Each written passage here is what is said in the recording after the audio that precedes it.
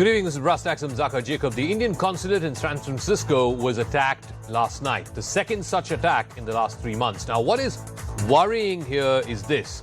There seems to be a bit of a pattern. A group that is openly calling for the breakup of one of the states of India is allowed to indulge in violence as well sometimes. And it doesn't seem to invite the wrath of the local authorities, whether in UK, Canada, United States, because ultimately perimeter security is that of the local police. But these very same countries, liberal democracies as they are quick to lecture India on democracy and human rights. And there seems to be a double standard here. While on the one hand, you can have secessionist groups, anti-India groups, openly advocating for the breakup of the country. And on the other hand, you have these liberal democracies sort of thumbing their nose on what they call, quote-unquote, democratic backslide in India. So tonight on the show, we're asking, is it time for India to pay back in the same coin?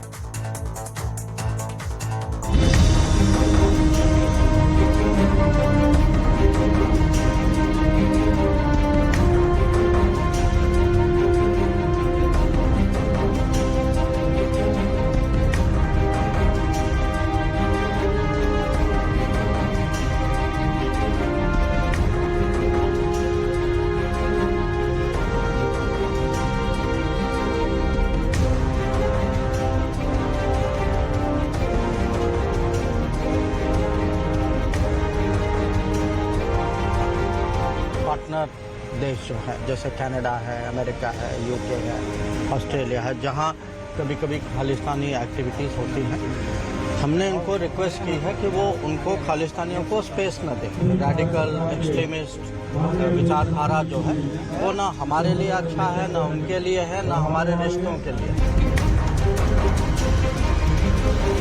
Indian consulate San Francisco में जो आगजनी करने की कोशिश की गई, हम उसके कड़े शब्दों में निंदा करते हैं। ये जो लोग कर रहे हैं, ये भारत के भी दुश्मन हैं, सिखों के भी दुश्मन हैं, और ये आईएसआई की हालतों में खेलने वाले लोग हैं।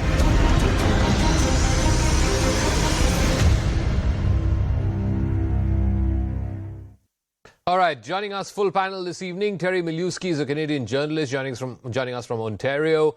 Professor Max Abrams is an international security expert from Boston, USA.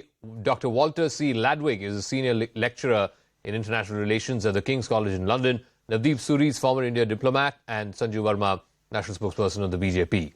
Let me start with you, Terry Milewski, because there's clearly a pattern here. This incident that we saw, which happened in San Francisco last night, is not an incident in isolation. Across North America, there seems to be a bit of a free run, if you will, for these Khalistani elements. Why is that the case, despite the fact that the Indian government has drawn a line in the sand on numerous occasions when it comes to these Khalistani groups? Terry Milewski.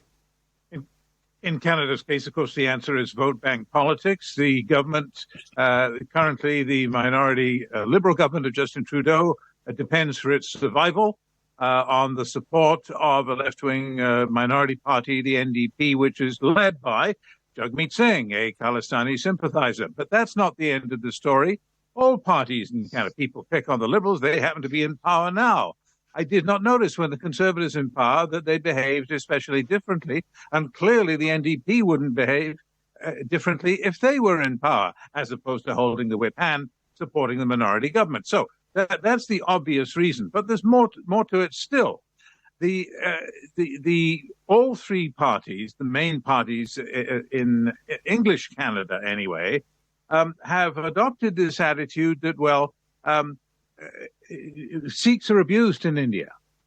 Sikhs are the victims of genocide in India. They've bought, to a large degree, the Khalistani propaganda and exaggerations of what has happened in Indian history. I won't get into every detail now, but I'll just simply make the point that the Canadians aren't alone in this. In the UK, in Australia, we hear the same story, increasingly in the United States. We have to accept that the Khalistanis have been very capable and competent at the art of disinformation and the art of propaganda. These are modern skills which you have to master if you want to get anywhere in the world, and they've done better than the rest So let me ask Professor They've done Max better than Abrams the Canadian this. government. They've done better in many ways so far, than the UK and American. All right, Mr. Miliuski. Let me ask Mr. Abrams this, Professor. So, India has, of course, now today issued a démarche to the Canadian High Commissioner. I'm given to understand the Foreign Minister has spoken quite harshly about the events that are going on in Canada and the rest of North America. It comes back to that question. Perimeter security of any facility, including this consulate in San Francisco that was set on fire, at least a portion of it was set on fire, the perimeter security of it is manned by local police. How are they giving up on their responsibility so easily?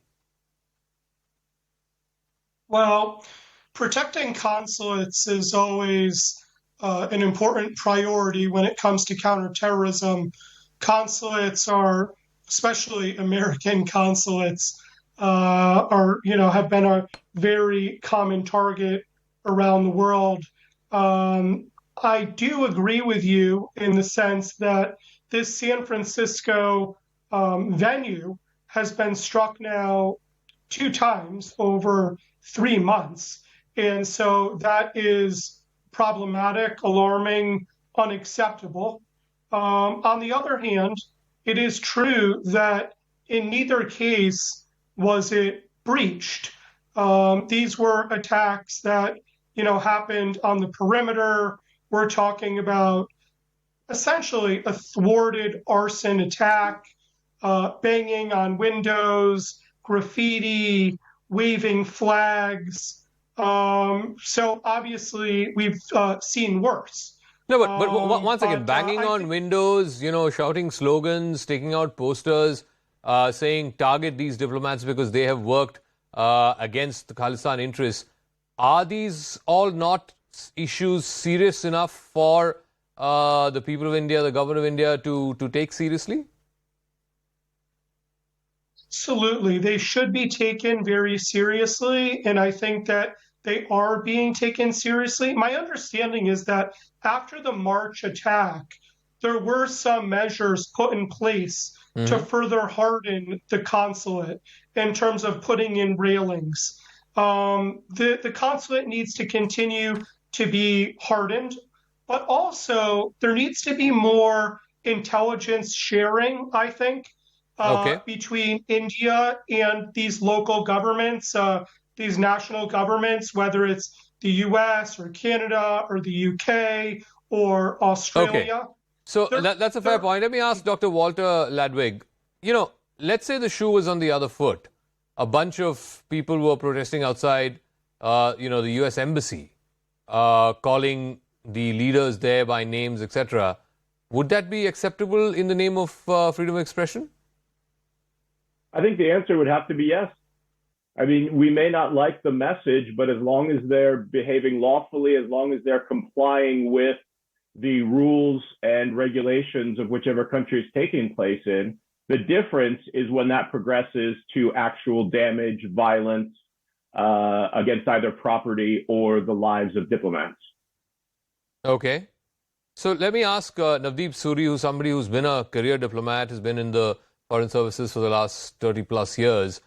If you have the posters of the Indian envoys in Washington as well as in other parts of Europe and say that these guys are the ones responsible for the killing of our leaders, I mean, how are we even going to, make sense of this? I mean, how does a diplomat even begin to deal with this problem?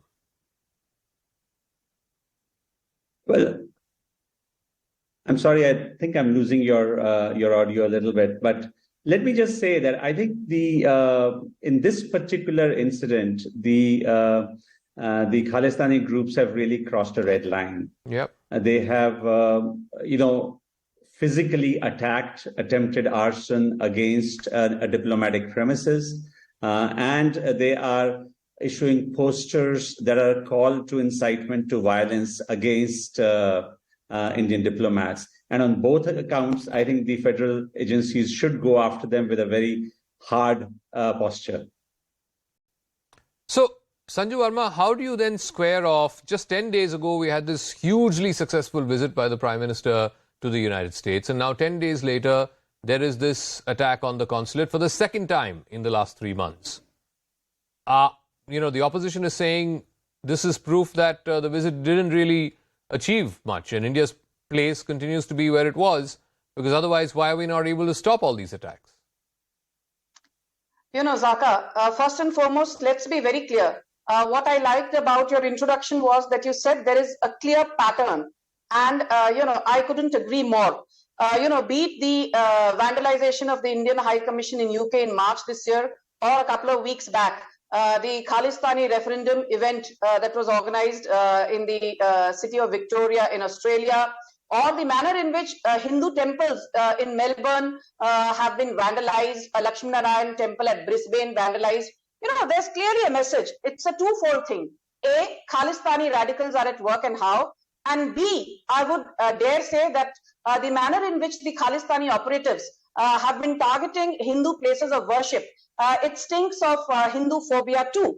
And I'll just say that I think a lot of it has to do with the fact that on the 18th of June, barely a couple of weeks back, on the 18th of June this year, unidentified gunmen actually killed Khalistani Tiger Force Chief Hardeep Singh Nijjar in the town of Surrey. And I'm told that Khalistani radicals actually blame the Indian dispensation. Now, we are not soft peddling on the Khalistani issue, because if you look at the MEA, Mr. Jaishankar's statement, he has clearly said that radical extremist Khalistani ideology is neither good for India nor for its partners like the US, Canada, UK, Australia, what have you.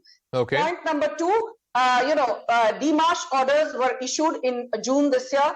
The Canadian High Commissioner Cameron McKay was summoned, and also, if you look at the statement by the US State Department spokesperson, I think that tells you a lot about the fact that the US visit of the Prime Minister was not something which soft pedaled on issues like terrorism, on which we have always taken a very strong stand internationally. I think your audience needs to know that Matthew Miller, the spokesperson for the US State Department, has tweeted, the US strongly condemns the reported vandalism and attempted arson against Indian consulate in San Francisco on Saturday. Vandalism or violence against diplomatic facilities in the US is a criminal offense. But more importantly, Azaka, I think what needs to be told is that the Modi government has been striking at the heart of the Khalistani radicals. If you recall, in December 2021, we arrested, after liaisoning with the German government, dreaded Khalistani terrorist Jaswinder Singh Multani. In 2022, the NIA cracked down on Babbar Khalsa High Commander Kulvinderjeet Singh Khanpuria. And I think the fact that on the one hand, we are striking and coming down heavily on Khalistani rebels, but at the same time, we are very clear that we stand in support with our bona fide Sikh brothers and sisters. I think that was amply demonstrated when the Prime Minister decided to ensure that December 26th every year is celebrated as Veer Bal Divas in the honor of the Chote Sahibzades who were butchered centuries back. The limited point I'm making is that while the Indian government is trying to rehabilitate people who genuinely want to come back into the mainstream, there is also a conscious attempt to ensure that Khalistani terrorists and radicals, their bluff is called out for who they are and for the terror that they epitomize and symbolize. Terry Miliuski, you said the problem is cultural, or you said that the problem is that the way protests are viewed in the West is very different from the way protests are viewed here in India. Be that as it may, let's park that thought aside for a second. Will, the United States or Canada or UK or any country brook tomorrow if, let's say, a bunch of folks from Quebec are to protest outside the Canadian High Commission here in Delhi saying that we want independence for Quebec? How is that going to work out? Will Mr. Trudeau accept that? Would that not, invite international sort of scrutiny and condemnation? Well, I believe you're asking exactly the right question, because the question that arises right now is, how much is too much? Where is the line? Where do we cross the line? And the Khalistanis have, over the last decades, been very skilled at gradually tiptoeing up the line, putting a foot over it. Did we get away with it? Is society going to stand for this? We're putting up posters on the Vaisakhi parades of gun-toting assassins and martyrs and mass murderers, like the Air India bomber in Canada's case. Yeah. Canada's worst ever mass murderer.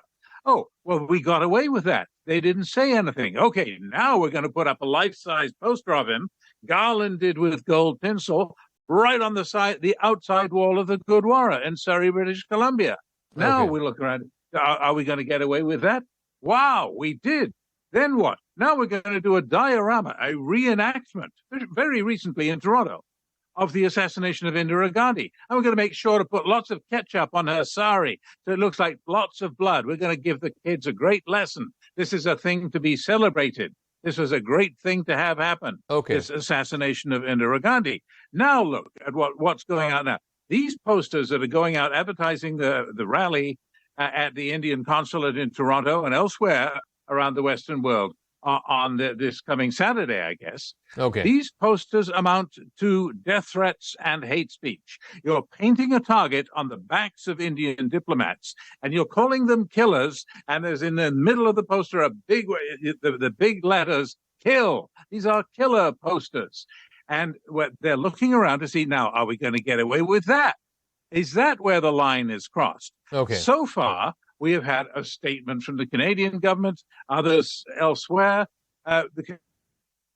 unacceptable. Yeah, well, you can say it's unacceptable. Are you now going to accept it? That's the question. Where is the line going to be crossed, and where do we recognize that it's crossed? So what was ever a time to say, okay, no, now I'm very one second. I'm very clear. This is it. I'm very clear about where the line is crossed. I don't think, even if it's a peaceful protest, calling up for the splitting of the sovereignty of a nation, whether it's India or France or UK or whatever the country is, calling for the separation of one state or one province in a sovereign country, that is a line that's crossed. Professor Max Abrams, then it doesn't matter if it is peaceful or not. Yes, even in the United States, they are very particular about the First Amendment and people have the right to protest. But this is not just a protest. This is borderline incitement. That's what it is. This is a very interesting segment, honestly. I think that the United States makes a strong distinction between the expression of one's political preferences and the use of criminal tactics, especially violent ones. The statement that you made actually, I don't think, represents the American view. In the United States, because of the First Amendment, one's political preferences are, in fact, protected.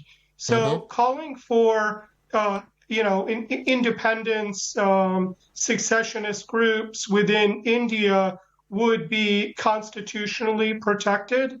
And frankly, I think that it should be. That's an entirely different issue than whether one finds acceptable an attack against a consulate. That is a crime in the United States, and it should be prosecuted to the fullest. Let me also bring in Navdeep Suri on this. Clearly, like I've been saying, perimeter security is the job of the local police there. India has been putting pressure through diplomatic channels. You heard from the External Affairs Minister. He's speaking virtually every day now about this Khalistan problem.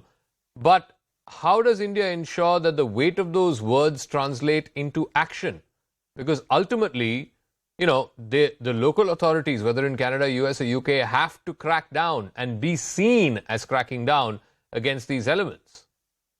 I think this time you will be different. This time you will see some change in the action on the ground, simply because, as I said earlier, a red line has been crossed. The nature of the violence is different. The nature of the act is different from what it was in the past.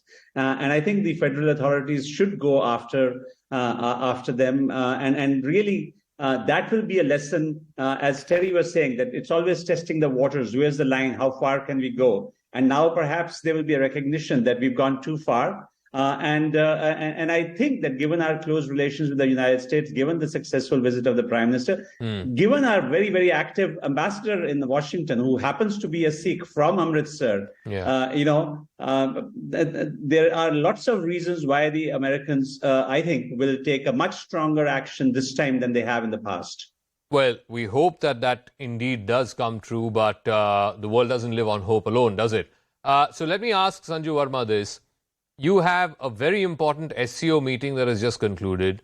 You're going to have the G20 in early September. In the run-up to that, this whole Khalistan rally that these guys have organized on the 8th, I believe, in Toronto.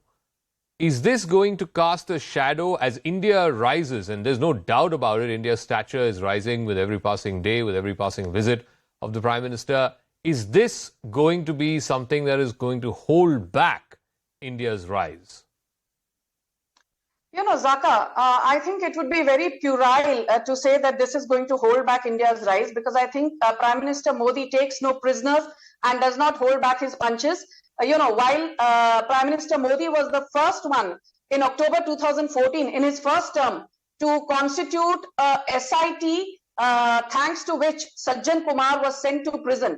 And let me remind those who don't know who Sajjan Kumar is. He was the chief perpetrator of the anti-Sikh genocide way back under the Congress dispensation in 1984. That was a strong message from the Narendra Modi government that it means business when it comes to healing the wounds of the Sikh community. Equally, let it be known to people that we don't take a soft stance on terror. And I think, Zaka, the best example of that is the fact that the Indian government came down hard on Amritpal Singh, the so-called founder of Waris Punjab Day, and his assistant Lavpreet Singh Tufani, who were captured in April this year and sent behind bars.